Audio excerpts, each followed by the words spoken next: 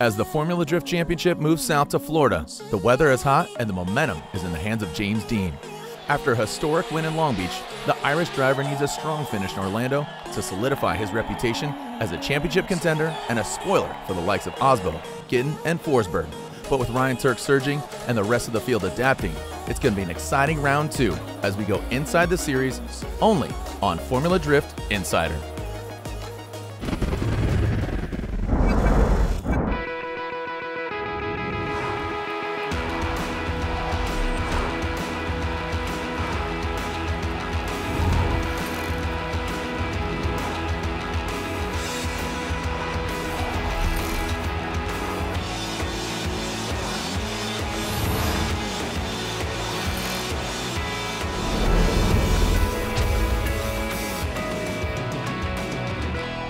The championship begins at round 1 in Long Beach.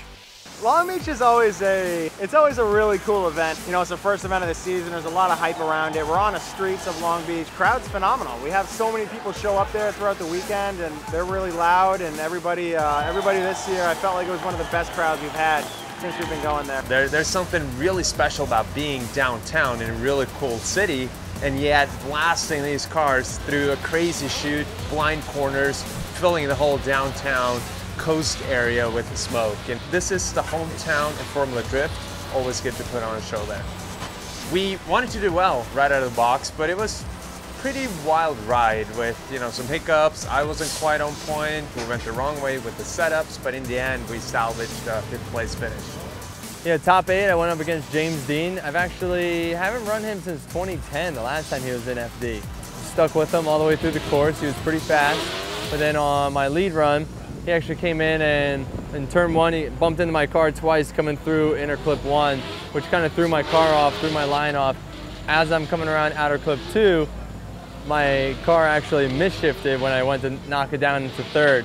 I punched into 3rd and it popped back out. It's not entirely the worst day if you go out to the winner, but you know, we obviously wanted to have a better finish than that. Moved on to top 4 to battle Alex Silbrand. We knew he was going to be a tough one to beat. We had notes on him. We had one more time with him, so it was close. Second time around, I made a few mistakes driving and recovered from them, but Alex, he was just smooth. He didn't make any mistakes, and you know, he ended up winning the battle. Coming into Long Beach, we had a little bit of drama. We had a couple bugs that were working out behind the scenes with the car mechanically, which all got sorted. And then as soon as qualifying day came around, it seemed like everything just clicked. Finished the day in qualifying in 3rd place, and we knew that we had a really good tandem set up for that round. And then rolling into the next day, Saturday, the main show. Wasn't a lot of pressure on my shoulders. I was just kind of going with the flow. We ended up 3rd place, which I'm pumped on. That gave us a good result and a good start to the year as far as the championship points are concerned.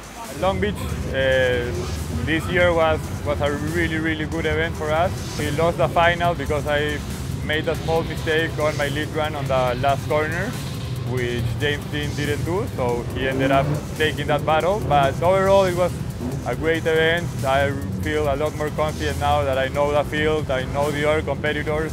So I think our main focus coming into Long Beach was not to wreck the cars, because that track is very unforgiving. But I also felt like it was a track that would suit me. Top 16, we had some really tough battles all the way through, and guys are really pushing hard. So I was mainly trying to focus on just keep putting down my qualifying run if possible, and I wasn't taking any notice of who was chasing me and how close they were, so I was just trying to look ahead and do my own thing. Yeah, we managed to qualify 2nd there and win the event, so that was not expected, but amazing. Amazing dream first event in Formula Drift. Formula Drift Insider on CBS Sports Network is sponsored by Black Magic. Own your shine. By Blackview Dash Cameras. And by Hankook Tire, driving emotion. The mood changes quite a bit as we travel cross-country to Orlando Speed World for the 2nd round. The hardest part about the battles here in Orlando is getting through that center section. It's gnarly, it's bumpy, it's wild, it's smoky, and your wheels are only on the ground for about half the time. So it is difficult to drive your car when the wheels aren't touching the ground, so it's all about getting set up, and being able to ride through the bumps on the throttle. As a track, Orlando Speed World is the opposite of Long Beach. You have big banks, you have crazy humidity, the fuel is boiling here, it's so hot. And I think the key to winning here is making sure your tires last all the way through the second battle. It's all a new experience, but one of the biggest struggles I'm having this weekend is the Florida heat. The heat here is just insane and something I'm not very used to coming from Ireland, but you know, you just have to deal with it. You have to remember how to drink a lot of water and stay hydrated. This Orlando heat is the worst. We are setting records today. Hottest temperature since 1896 or something I heard today, so that's cool. So, you know, it's hard on the driver, both the driver and the car, but so far so good, so, you know, I would like to take it to the podium. As one driver advances from the round of 32 to the top 16 and sets his sights on the podium, he's not the only one. As a Formula Drift rookie, Taylor Hull from Georgia goes against a 7-time competitor, Dean Carnage Carney, in his Dodge Viper. We had a top 32 battle against the guy Tyler Hull. I never drove against him before, so we didn't have a lot of data collected on him. He actually broke a supercharger belt, I think, so he couldn't do the second pass, and we got through to top 16. It was an interesting round. We knew that Chelsea's fast car. It was a little bit learning how the car works. It's a brand new car for him. So we knew that. We have a very strong car. We had a very fast car. He was doing whatever we told us to do. Now he came out too hot in the transition from 1 to 2 and hit us. It's a kind of heavy damage. The guys are working on it. They're the best in the business, so I'm sure they'll be fine. As Jonathan Castro licks his wounds, he'll see battle in the next round, as will Christoph Blues, wanting redemption from last year, just one clipping point away from taking out Osbo. The beast from the Bay, Matt Field, takes down the Finnish driver, Juha Rintanen, moving on to the top 16. Unfortunately for Matt Field's teammate on Falcon Tires, Odi Bakshis, his fate is not the same. Where things went wrong in top 32 is when I was following Alec Honendale, and I initiated, and then I tried to just suck up on his door like I should, and I'm not really sure what happened. After like a split second, I ended up just going right towards the wall, as if I just lost some front grip or just lost power to both rear wheels in order to keep drift going. This is a time where I got to keep my head up high because it's really disheartening. So we're going to try to do everything we can to make the car, as good as new for Atlanta. In top 32, went up against my good buddy Pat Gooden, and it was a little gnarly. He bumped into me at the initiation point into the bank and kind of upset my car a little bit, but we're able to regain control of the car and get through the course and put down a solid chase run and get the overall win. The final battle of the head-to-head in top 32 poses two Ford Mustangs against each other. They might both be Mustangs, but they're very different drivers. Justin Pollock will lead the first portion of this battle, as Vaughn Gittin Jr. debuts a new vehicle and a signature three-wheel motion, applies the pressure all the way around the track on Justin Pollock. Once they alternate the order, Vaughn Gittin Jr. has a smokescreen that eventually blinds Justin Pollock and pushes too hard and gets into the door of Vaughn Gittin Jr., handing Vaughn Gittin Jr. and his team the victory. And due to their top 5 qualifying positions, Ryan Turk, Frederick Osbo, Mike Essa, Dai Yoshihara, and James Dean automatically advance into the top 16. Formula Drift Insider on CBS Sports Network is sponsored by Nexen Tire, driving tomorrow. By Gum Out. By Air Force, aim high. And by Universal Technical Institute, chosen by industry, ready to work. It's hot, it's humid, it's Orlando Speed World, playing host to the second round of the Formula Drift Championship. The fans are ready for the heat, but are the drivers. Chris Forsberg, Ryan Turk. Dai Yoshihara, our #1 qualifier, might have the cash, but he doesn't have the victory. Michael Essa wants it more than ever. Christoph Blues wants redemption. The ladies are ready, and so is a Formula Drift rookie, Peter Vincik from Poland. Nate Hamilton, his first ever top 16. Dean Kearney, another Irish driver. Representing Dominican Republic, Jonathan Castro. Alec Honendale being from Florida, this is essentially his home track. Vaughn Gittin Jr. throws a windmill, but how's he going to throw down in the top 16? Matt Field feeling confident, as is our points leader, James Dean. And finally, the Norwegian hammer, Frederick Osbo. Can he repeat here in Orlando? As the top 16 drivers put on a show for the fans, the real show begins with our first battle, Dai Yoshihara versus Nate Hamilton. Well, I had a great battle with Nate Hamilton in top 16. Both made a little mistake here and there. When I lead, basically I made a mistake on a timing on initiation. So I kind of dropped down the bank, and then from there I kind of have to basically fix my line. But winning is winning, so I'm gonna take it. We had a crazy battle. I made a mistake on the first run, and I put a tire just on the paint at the finish line, and I spun and zeroed out. And he actually hit me, which caused him to get a competition timeout to fix his car. And then he came back out, and he actually stuffed it in the wall. Then he done a wall drag and damaged the back of his car. So we got actually one more time, came back out for one more time, and Peter was not able to get the car fixed in time, so we got a buy run into top 8. He lead, and I definitely just go put all my gears and just e-braking next to him and just power over all the time, follow wherever he goes as much as better I can, and that's exactly what happened. Coming up the banking, I just trying to stay with his door and push it, hope for the best, and it's exactly worked out really fine. And my lead lap is just a qualifying lap that we've been doing the whole day, and then it worked out fine. Worked out more than fine for Jonathan Castro as he amazed everybody, going against our current points leader, forcing a one more time. Spirits and confidence is high in both of the team's pits, but with Jonathan Castro taking it to another level, some people say this is the chase run of his life. Knowing that James Dean is an amazing driver, a person that I personally been watching him, and it's a very nice style that he have. It was just pure drifting. I will say this is the best way to put it out. It's just pure love of the sport. Two guys who love the sport, just having fun. Congratulations from his fellow Formula Drift competitors. Jonathan Castro flies the Dominican Republic flag higher than ever. As we advance on to the top 16, Christophe Blus versus Mike Essa. Mike Essa throws down a phenomenal run, and unfortunately for Christophe Blus, he makes some mistakes and will not be on the podium again, nor will he get the victory overall. Christophe Blus is knocked out as Mike Essa advances on. Also advancing on to the Grade 8 is last year's winner, Frederick Osbo. Matt Field, I knew he was going to be one of the toughest guys to battle today, and I was really concerned before this battle, and he's been killing it ever since qualifying. Lightning quick car, and he debeated a tire.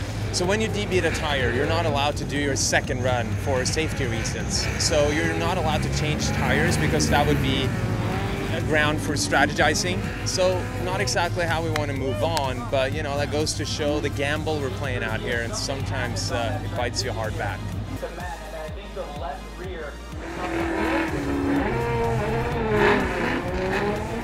On my follow run, his lead run, we initiated, I was right on his door. It was pretty fun. It wasn't my cleanest run, it wasn't his cleanest run, but we made it work. And then he ended up spinning on that second inner clip. And after that, it was kind of game over for that run. We came around, lined back up.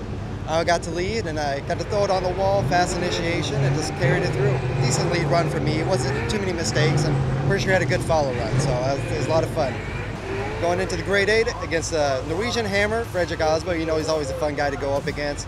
Obviously, he's super talented. He's like a robot behind that machine, but we're here to have fun. We're going to put it on his door and hopefully give him a little pink. Friends in the pits, but enemies on the track. Ryan Turk versus Chris Forsberg. Top 16 up against my teammate and longtime friend, Chris Forsberg. Very few mistakes, nailed on my clips. And then Chris made a mistake. He got caught in my smoke coming around inner clip 1, and he said that he wasn't able to keep up until he finally saw me, and I put a gap on him. And that's pretty much what gave us the win. My chase lap wasn't great, but I was able to keep a little bit of distance, maybe a car length by the end, and we ended up moving on. We're hoping to have a bit more of an intense battle door to door and everything, but we had some small mistakes on both ends. I made the bigger mistake and put down a great lead run, created a little bit of a gap on him, but just not enough to make up for my mistake of the lack of proximity. Kyle Mohan, the lone rotary in competition, unfortunately gets taken out. My battle with Kyle Mohan was interesting. My lead run, I went out, ran a pretty perfect run, which was the goal, obviously. On the chase run, my spotter came in. He told me he spun, but he also told me that he was 10 miles an hour slower than us on the bank, which I don't even know what to do with that. So I gave him a big gap, started closing up on the bank, and then about midway through the bank, his car was just spitting all kinds of stuff at me, rubber, water, and I just stayed in it and did the best I could, to be safe, knowing how slow he was, and not to just throw it away. So I'm looking forward to really going out there and not having to hold back at all. A talented group of drivers in the top 16 has been whittled down to the Grade 8 when we return. Formula Drift Insider on CBS Sports Network is sponsored by Black Magic. Own your shine. By NOS with Complex 6 for high performance energy. By Nitto Tire, fueled by enthusiasts. And by Blackview Dash Cameras. The first battle of the Grade 8 has 2011 Formula Drift champion Dai Yoshihara going against Dean Carnage Carney. Dean Carney in his Oracle Lighting Achilles Radial Dodge Viper has 10 cylinders, but is that enough to take down the former Formula Drift champion of Dai Yoshihara? My spotter told me he was really close on the bank, but I made a gap towards the end of the track. And when I followed him, kind of same thing, I was close on the bank. I couldn't keep the proximity all the way, but maybe like one curl in, so it was a tight one, but we got it. We went out, we'd on a sick lead run, like as good as I could do, but Dai was able to stay somewhere within about a car and a half length, so yeah, he bet us unfortunately, and we're going home in top 8.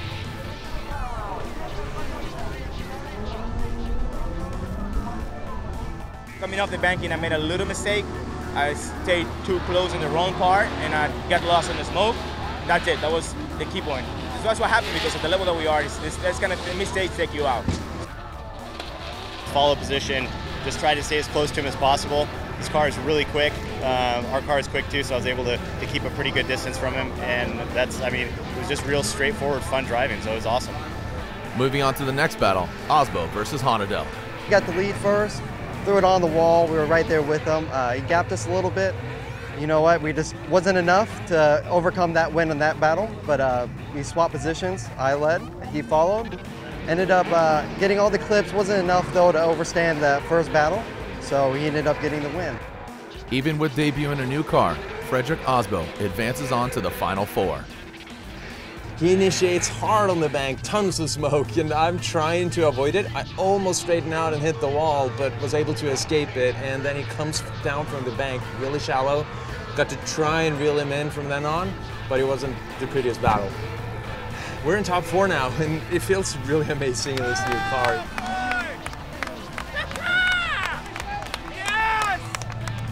Frederick Osbo is going to the Final 4. The question is, who's going to join him? Ryan Turk or Vaughn Gittin Jr.? Ryan Turk got a podium in Long Beach. Can he podium here in Orlando? So whenever I run Ryan Turk, I know it's going to be all out. You know, we got huge trust for each other. He put down a great lead run. He made a couple big mistakes. He missed out a clip 2, kind of blew off the track a little bit, but still pulled it together. I chased him really well. Turk was able to catch me on the last turn. Judges call one more time, so I just flicked it right up on his door on entry and just held on, and we were just inches from each other. All the way through the course. We had a mechanical failure in the rear with the brakes that we're not sure yet about, so that's what took us out of the competition, and that's why I had to shoot up to the top of the bank and just get the car stopped, because the caliper ended up coming off the hub and took out both brake lines, so we had no brakes. So I just shot up there to get the car stopped, and that's what pretty much ended our weekend right there. As we enter into the Final 4, it poses 2 Formula Drift champions against each other. This is the first time I've followed first since Dai qualified a little higher than I did. We dropped the pressure just a little bit, a little more grip, and going into the bank, just clutch kicked in. I saw him slowing down, but I stayed on the throttle. A little left foot brake and just stuck right there on his door. Felt really good coming off the bank. He pulled me a little bit, but I was able to catch him at the end. Then going into my lead run, I just laid it all out, just stayed on the throttle, high line on the bank, big transitions, everything felt really good. Come out, #1 qualifier is now gone. So moving into the finals, it's awesome, man. I'm so happy to be here. Frederick brought everything he had, and we brought everything we had at this track, considering the challenges that everyone's facing with the tire wear. So unfortunately, there's some conservation that has to go on. I had just used up everything I had tire-wise come about the entry of outer zone 2. So he was just on my door. Given the surface, given the circumstances, we had a little bit of a disadvantage, which is very odd for a front-wheel drive grocery getter to ever even think about that with a Mustang. JR has a different initiation style than me. He has a little bit of an e-brake checkup, but he's way faster down the straightaway. So I thought that if I can time this, I could get right on him. I was able to do that, stuck to him the rest of the run. We made it. Super awesome feeling. With one step closer to a repeat here in Orlando, Frederick Osbo is set to do battle against Michael Essa here in the finals. Going into the finals against Essa, I knew he had been doing super consistent, badass runs all weekend long. So if we were to win that battle, I had to take it up another notch. So we did, got the win, but by the slightest of margins. We made a tire pressure change, thinking he was going to be a little faster, and got a little choked up on the infield, and that was a mistake. But, you know, learn from your mistakes, and we're still on the podium, so it was an awesome weekend. And with that, the hammer is down. Frederick Osbo wins once again here in Orlando. Taking the win here, second time out with this brand new car, we're now in contention for the championship title this year. When I got the message from Toyota this past winter that we were building a Corolla IM, I was not expecting this. Getting a win, second time out, taking past champions out one after another, this is incredible. I feel like we're back in the hunt now. After being a little bit lost last year, we're definitely here to take all these guys down the rest of the season. Let's see if we can do it. A lot of new guys this year. It's gonna be tough. With 3 new podium finishers at the end of Orlando, the championship has been shaken up. Well, no doubt that Osbo really loves this track. He seems to have the bank and the flat surface down pretty well. For his team to be able to do that in 2 different vehicles in back-to-back years says a lot about the R&D that goes into what they do and being prepared to come out here and compete against the best in the world. Fantastic fans, phenomenal driving. It equates to an amazing event. With a wrap here in Orlando, we'll see you next round at Road Atlanta, where it all began 14 years ago. In association with Formula Drift, this has been a presentation of CBS Sports Network, the 24-hour home of CBS Sports.